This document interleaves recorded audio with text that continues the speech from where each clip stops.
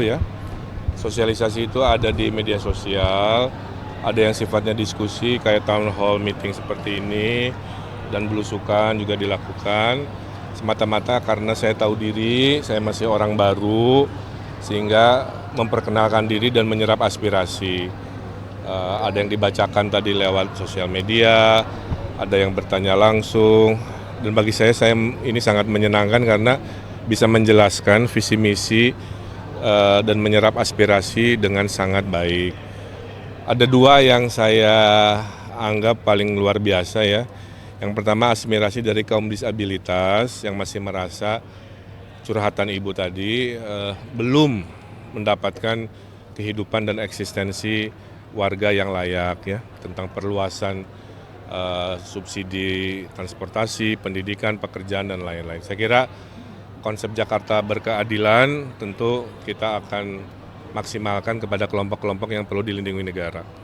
Yang kedua yang menarik tadi, ternyata ormas-ormas di Jakarta rindu untuk bikin acara-acara informal sehingga terjadi komunikasi antar ormas itu saling kenal.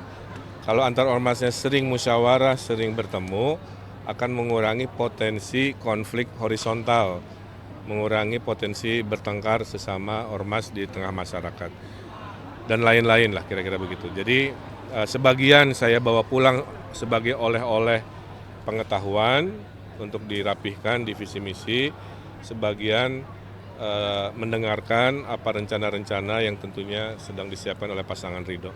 Saya kira itu. Kang Emil, konsep acara pada sore hari ini? Ya ini dari tim kreatif aja, bark itu bahasa Inggris yang artinya menggonggong, jadi orang boleh memaki, mengkritisi selama tidak body shaming lah ya, yang dikritisi, yang dimaki adalah programnya, gagasannya silahkan. Kenapa? Karena kita kan sudah memilih demokrasi, jadi istilahnya itu aja ya, bongkar aspirasi Ridwan Kamil. Oh siapa yang nanya? Penyelenggaranya ini teman-teman dari yang menyelenggarakan Desak Anies juga ya Pak, apakah konsepnya Mirip dengan yang dilakukan oleh Mas Anies di masa Pilpres, Kang Emil. Terinspirasi atau gimana, Kang? Saya tidak terlalu menyimak yang dulu seperti apa, tapi poinnya saya pernah melakukan begini di banyak tempat juga, ya, bahwa mungkin sama dengan Desak Anies, saya kira nggak masalah, nggak usah terlalu dipertentangkan. Yang mohon maaf ya, media tolong justru fokus pada substansinya, ya. Kalau mirip tidak mirip, saya kira bukan hal penting untuk diperdebatkan. Yang perlu diperdebatkan itu kan isinya, gagasannya, dialognya. Saya kira mudah-mudahan angle-nya begitu ya. Bang tadi di acara kan ini kan kita selalu keberlanjutan kan. Nah, Betul. sebelumnya kan di Ada hal-hal yang belum bisa saya putuskan sekarang, termasuk yang barusan ditanyakan. Karena saya belum pelajari, Mas. Saya baru fokus ke hal-hal yang sifatnya umum, ya. Kalau tadi udah sangat spesifik ya, ada sejarah ini apa dan sebagainya. Poinnya sederhana, kalau dirasa itu lebih membawa kebermanfaatan, ya nggak usah. Tapi kalau ternyata lebih membawa kontroversi, membawa kemudaratan, ya dilakukan. Karena pada dasarnya kan tugas negara itu bukan berbisnis kalau menurut saya ya. Tugas negara itu melayani publik. Jadi kalau harus sibuk juga waktunya berbisnis, menurut saya nanti melayani masyarakatnya jadi berkurang. Soal ketua tim ses ini sudah fix. Ya. Ketua Sinses sudah fix Pak Ahmad Riza Patria. Hari Senin kita akan kumpul untuk merumuskan final tim ses secara besarnya. 70% saya sampaikan anak-anak muda, influencer-influencer, tokoh-tokoh masyarakat, kayak jubir saya Mbak Angki kemarin kan. Terus ada jubir-jubir yang anak-anak muda juga.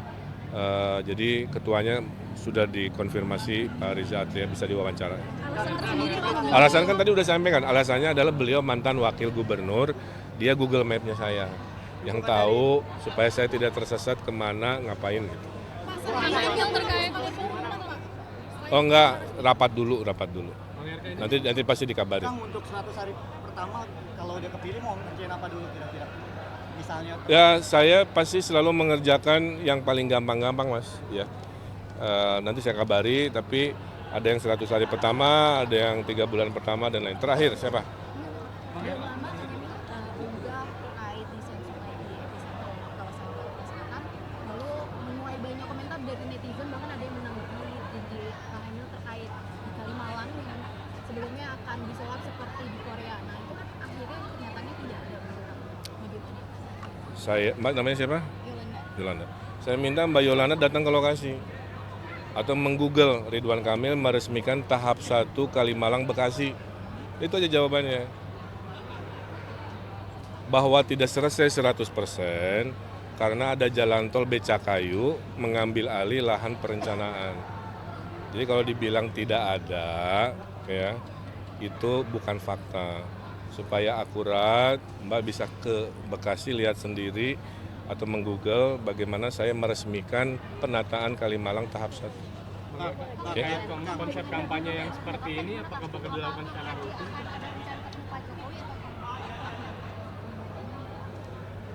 Ketemu Pak Jokowi, saya sering kan urusannya sebagai kurator IKN, jadi nggak ada masalah. Saya kira cukup ya. Terima kasih, bersyukur atas nama pribadi dan Partai Gerindra karena diberi kesempatan untuk menjadi Ketua Tim Ses pasangan Ridho. Saya ditelepon oleh Bang Dasko, Pak Prabowo dan Pak Ridwan Kamil dan pimpinan lainnya. Ya. Mudah-mudahan amanah ini kami telah membentuk struktur dan tim sukses pemenangan pasangan Ridho dari 15 partai yang berkoalisi dan juga melibatkan tokoh-tokoh dan generasi muda, generasi milenial seperti sampaikan tadi Bang Emil akan lebih banyak ya memberikan kesempatan generasi-generasi muda yang cerdas, yang keren, yang kreatif seperti Anggi nih, yang muda-muda, yang ganteng, yang cantik, yang memiliki integritas ya untuk bisa membantu ya pemenangan daripada pasangan Ridho. Pak, ini hanya strategi promosinya seperti apa? Karena Kang Emil ini kan sebenarnya di Jakarta masih pro kontra gitu. Ya seperti yang sudah disampaikan berkali-kali oleh Bang Emil ya. Bang Emil ini punya pengalaman sebagai wali kota Bandung dan gubernur provinsi Banten. Gubernur provinsi Banten itu adalah provinsi dengan jumlah penduduk terbanyak di Indonesia. Jadi bisa sukses memimpin Jawa Barat. Jakarta penduduknya 10.500.000. Insya Allah ya, Bang Emil dan Bang Susono akan dapat memimpin dan membawa Jakarta lebih baik lagi dan lebih maju lagi.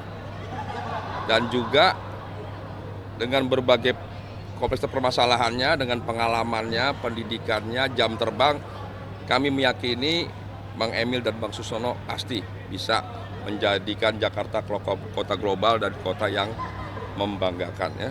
Terkait dengan masyarakat ya, masih ada pro kontra, itulah demokrasi yang harus kita hargai, kita hormati. Pada akhirnya saya meyakini warga Jakarta akan senang, akan jatuh cinta dan akan bangga dengan Bang Emil dan Bang Susono ya.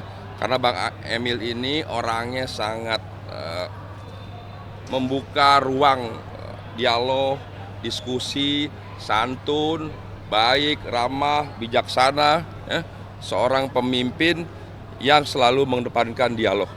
Nah, jadi insya Allah warga Jakarta yang sangat cerdas, yang kritis, ketemu pemimpin yang mau dialog, pemimpin yang pinter, bukan pemimpin yang sombong. Ya. Jadi insya Allah dengan kepemimpinan Bang Emil, Jakarta akan menjadi lebih baik.